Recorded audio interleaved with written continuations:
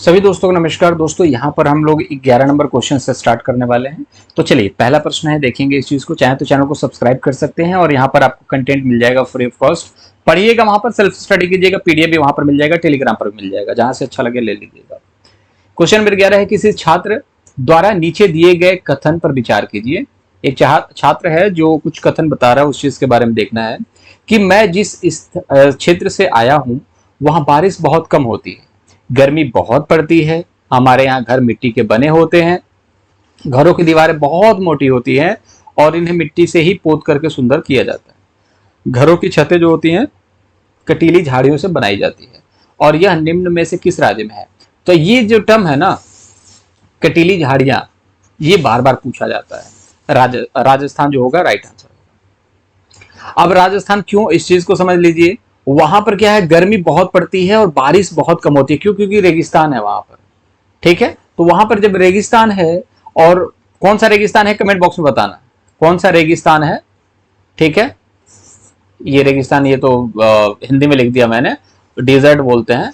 ठीक है, तो कौन सा डेजर्ट है वहां पर, इस चीज को बताना आप।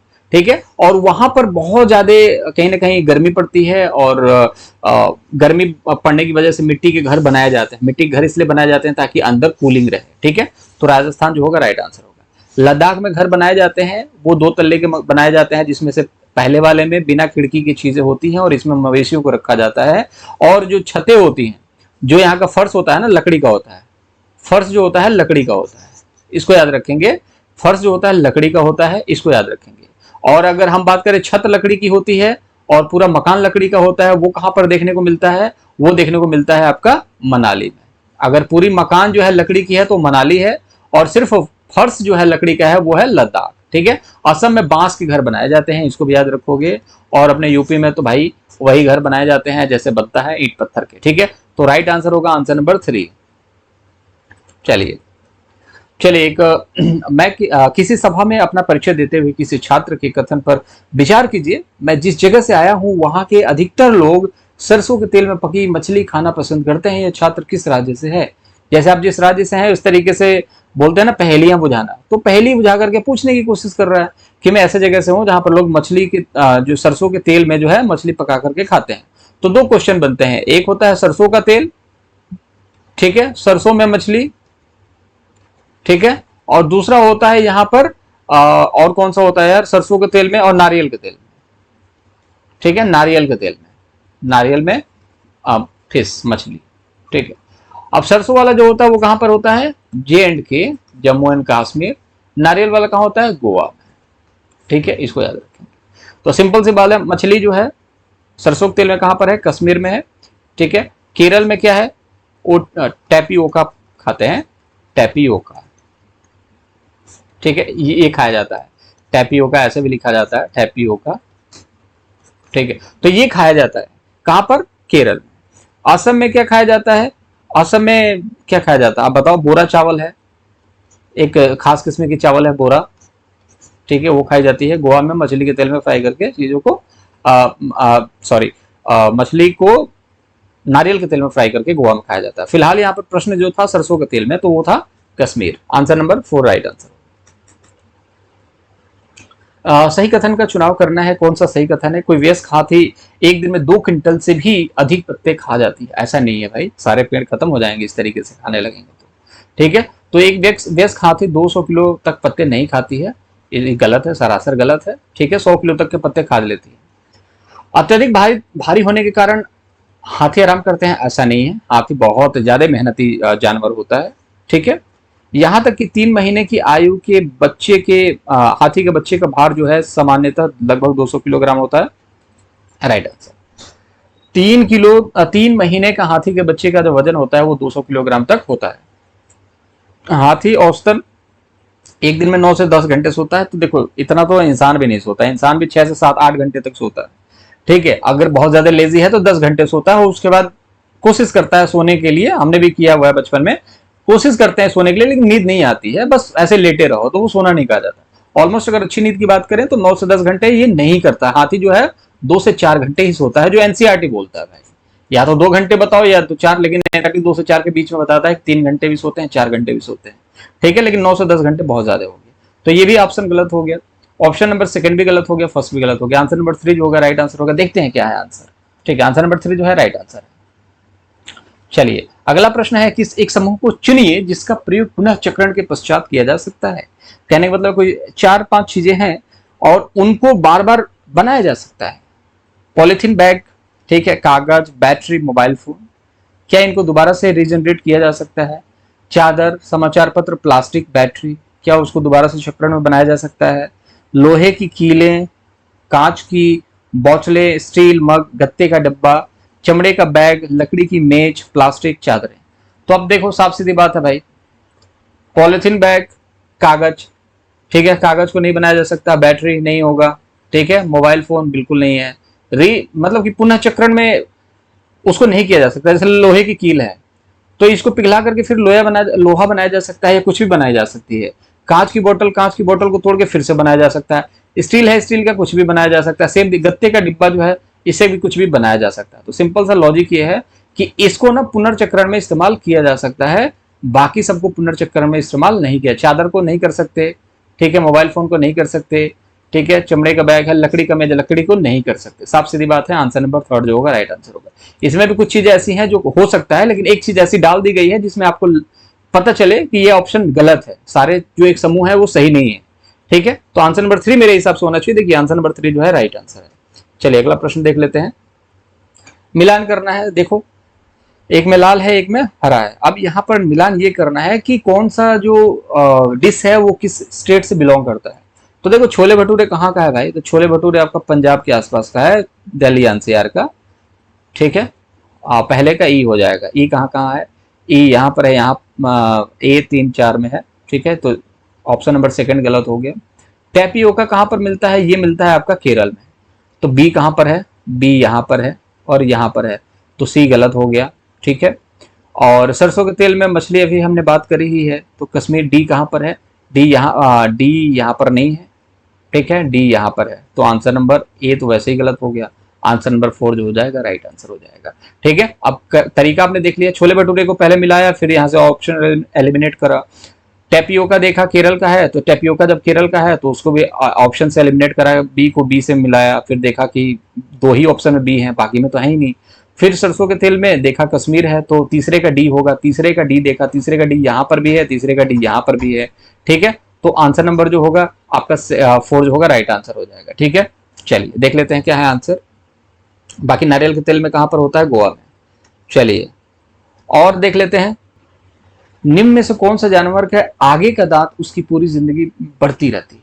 अब कोई एक ऐसा जानवर होगा जिसकी जिंदगी भर दांत बढ़ती है। अपना दांत तो भाई फिक्स है, वो बढ़ता ही नहीं है, ठीक है। तो बिल्ली के दांत नहीं बढ़ते हैं, सांप के दांत ही नहीं होते हैं भाई, बाघ के नहीं बढ़ते हैं, गिलहरी, ठीक है। तो इसको याद रखेंगे। ये जो है गिलहरी जो है इसके दांत जो है जिंदगी भर आगे बढ़ते हैं। सांप के भी 2-3 दांत होते हैं, लेकिन दांत 2-3 का मतलब ना ही मान लो यार, ठीक है। तो गिलहरी के दांत जिंदगी भर बढ़ते हैं। और एक है चूहा जो दिन भर दिमाग खाता है, घर के अंदर चीजों को काट काट के खराब करता है, उसका भी जिंदगी भर। अब मजबूरी है, क्या करे, वो नहीं काटेगा तो क्या होगा कि उसकी मौत हो जाएगी।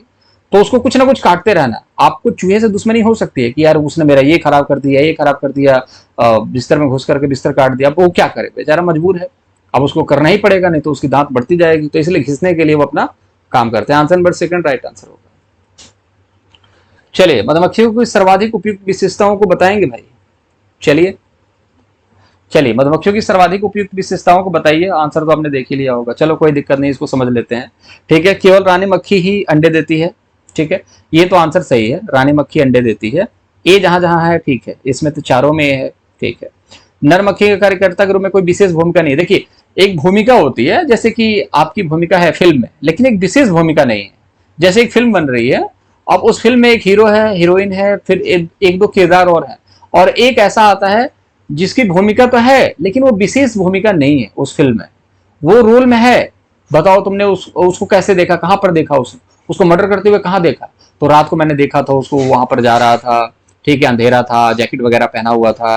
तो ये सब जो एड्रेस वड्रेस बताने वाला काम है, या फिर आपको एक गवाह बन जाता है, तो वो जो होते हैं ना, उनकी विशेष भूमिका नहीं होती। फिल्म में वो किरदार में है लेकिन भूमिका नहीं है।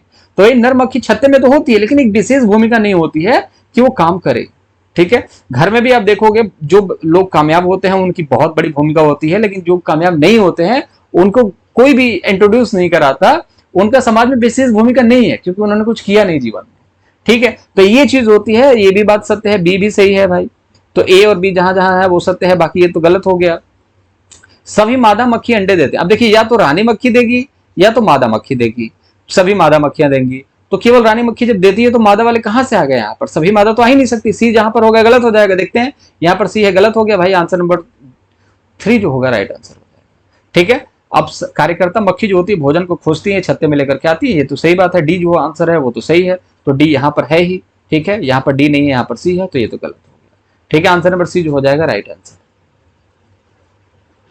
चलिए, बहुत अच्छा सा सवाल है। वे व्यक्ति जो वनों में कम से कम 25 वर्षों से रह रहे हैं उनका वन भूमि और उसमें होने वाली उपज पर अधिकार हो जाता है। यह एक्ट लिया गया, वन एक्ट 2007। इसमें कुछ ज्यादा जरूरत है नहीं पढ़ने की। ठीक है, वन एक्ट 2007 ये कहता है कि अगर किसी जंगल में आप 25 साल से रह रहे हैं, मतलब क्या फैमिलियर हो चुके हैं, उस जंगल को जानते हैं, कहाँ क्या होने वाला है। और देखिए, गार्डनर ने भी एक बुद्धि के बारे में बात करी थी। गार्डनर ने किस चीज के? प्राकृतिक बुद्धि के बारे में बात करी थी। तो ये लोग जहां पर रहते हैं उनके पास प्राकृतिक बुद्धि डेवलप हो जाती है। अब उनको वहां से हटा दोगे तो कहाँ जाएंगे? तो इसलिए बोला जाता है ठीक है भाई, तुम वहां रहते हो, कोई दिक्कत नहीं, जंगल की रखवाली भी करो, कमाओ खाओ, जो करना है करो। आप एक्ट जो वन एक्ट है ना, उसके अधिकार 2007 के हिसाब से वो जंगल आपका अधिकार है, आप वहां पर खेती कर सकते हैं, कोई दिक्कत वाली बात नहीं। भगाओगे तो यार वहां पर खेती भी नहीं होगी। तो इसलिए आदमी का मतलब क्या है? कमाओ खाओ, अपना जिंदगी अच्छे से गुजारो, गुजारने दो। फर्स्ट आंसर सही होगा। झूम खेती क्या है? नॉर्थ ईस्ट स्टेट्स में झूम खेती बहुत ज्यादा पॉपुलर है। ठीक है, अब ये कैसी खेती होती है? जैविक खेती तो नहीं होती है, काट और दग्ध खेती, मतलब काटो और जला दो, दग्ध मतलब कि धुआं। तो यहां पर क्या होता है कि जमीन जो होती है झूम खेती में, पहले ये जमीन है, जमीन पर पेड़ पौधे उग गए। ठीक है, अब पेड़ पौधों को काट दिया जाता है। ठीक है, और आग लगा दी जाती है इसमें, या फिर ऐसे ही आग लगा दी जाती है। और ध्यान रखा जाता है आसपास के पेड़ पौधे में आग ना लगे, क्योंकि पूरा जंगली एरिया है। कौन सा? North east. हर तरफ आपको पेड़ पौधे ही दिखाई देंगे, पहाड़ी एरिया है और साथ ही साथ जंगली एरिया। और पहाड़ों पर हमेशा आप देखोगे या तो चादर से ढकी होती है, बर्फ की चादर से, या फिर बहुत हरियाली होती है वहां पर। तो उन सभी चीजों का ध्यान रखना होता है। और इस मिट्टी को बहुत ज्यादा जोता नहीं जाता है, सिर्फ और सिर्फ हल्के से नरम कर दिया जाता है, खुरपी वगैरह लेकर के उसे नरम कर दिया जाता है हल्का सा, और उसमें बीज को छिड़क दिया जाता है। मोस्टली चावल होता है। मिजोरम में बहुत ज्यादा झूम खेती फेमस है, इसको याद रखें।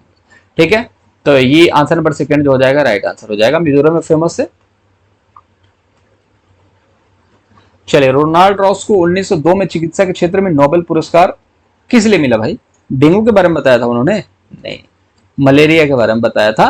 किसने? रोनाल्ड रॉस ने। 1902 में नोबेल मिला। इन्होंने बताया कि मलेरिया एक, कहीं ना कहीं देखोगे तो मच्छर से फैलने वाला रोग होता है। ठीक है, तो सिंपल सी बात है, इनको 1902 में इसी चीज के लिए आपका क्या मिला? नोबेल पुरस्कार मिला। प्लाज्मोडियम नामक कहीं ना कहीं आप देखोगे प्रोटोजोआ से यहाँ पर ये चीज देखने को मिला, और इन्होंने अपने रिसर्च करी। इस चीज के बारे में हम बाद में बात करेंगे, डिस्कशन करेंगे, मलेरिया वाले जो चैप्टर होगा उसको हम पढ़ेंगे तो। लेकिन यहाँ पर फिलहाल इतना जानो कि मलेरिया, डेंगू, चिकनगुनिया मच्छर काटने से फैलते हैं, और ये बार बार प्रश्न पूछा जाता है। और मलेरिया मच्छर से फैलता है, किसने बताया था? रोनाल्ड रॉस ने बताया था। आंसर नंबर जो होगा सेकेंड होगा राइट आंसर।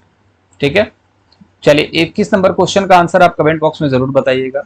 कमेंट बॉक्स में जरूर बताइएगा क्वेश्चन नंबर 21 का। ठीक है, बाकी पीडीएफ जो है यहाँ पर मिलेगी, टेलीग्राम चैनल पर भी मिल जाती है, यहाँ पर भी मिलेगी। और कंटेंट सेल्फ स्टडी के लिए सबसे बेहतरीन है, यहाँ पर जाएं और सेल्फ स्टडी करें। आप चीजों को पढ़ते रहें, बहुत ज्यादा कम समय में बहुत ज्यादा। अब मान लो यहाँ पर 15 मिनट 20 मिनट में आपने 10 क्वेश्चन करें, वहां पर 15-20 मिनट में आप 100 क्वेश्चन कर सकते हो। और जो चीज मैं पढ़ा रहा हूँ ना, सारी चीजें वहां पर अवेलेबल मिलेंगी। अब धीरे धीरे चीजें, कंटेंट वहां पर अपडेट की जा रही है। 300+ क्वेश्चंस का टारगेट है, वो तो इजीली हम कर लेंगे, कोई दिक्कत नहीं। यूट्यूब चैनल को चाहे तो सब्सक्राइब कर सकते हैं। मुलाकात अगली वीडियो में करेंगे। इसका आंसर का जवाब आप कमेंट बॉक्स में दे सकते हैं। Take care, bye bye.